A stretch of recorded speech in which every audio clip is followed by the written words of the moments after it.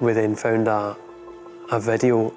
You could see the dashboard, the cockpit of a 4x4 truck, and it was on that stretch of road heading between the bridge of Orkney to Tyndrum. And you saw a hand lifting up a can of Tennent's, shouting cheers and laughing. I remember myself and my colleague that were looking at the phones were like, couldn't believe what we were seeing in front of us. This is a joke to them.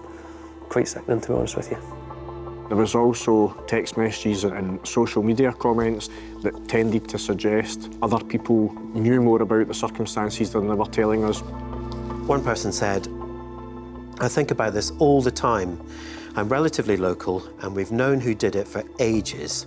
They were drunk driving, hit Tony and buried his body on their property. Someone tipped off the police, hence them searching and finding the body."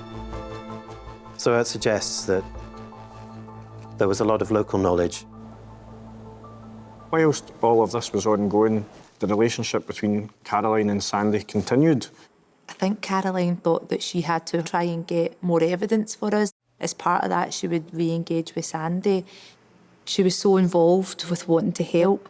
Obviously, first and foremost, we were just really concerned about her and her safety. But she supplied us with her phone and supplied us with recordings which were entered as part of the evidence. She talks at one point, Robert definitely told her that when they got out of the car, there was a moan coming from the body and he was obviously still alive. That then tied in with the information we received from the expert pathologists. It was quite upsetting, pathology results, because there probably could have been a period of up to half an hour for which he would have been alive after the point of impact. The last thing you want to think is that that was somebody's last half hour.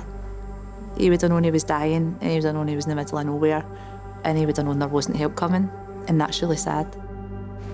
At the point in time when they have realised that he is at the side of the road and is still alive, a reasonable person would be making a decision to get somebody help.